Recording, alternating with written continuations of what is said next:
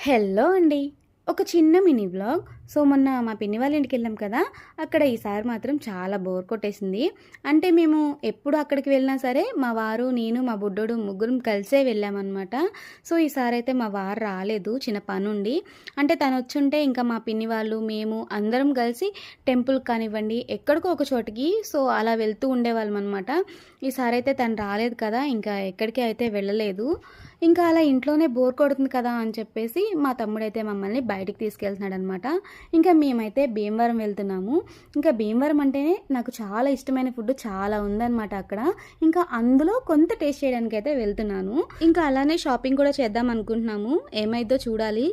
Summer కదా, పొలాలన్నీ కూడా ఖాళీగా ఉన్నాయి, పంటలేమీ లేకుండా. ఒక 1 మంత్ ఆగితే మళ్ళీ అన్నీ స్టార్ట్ అయిపోతాయి.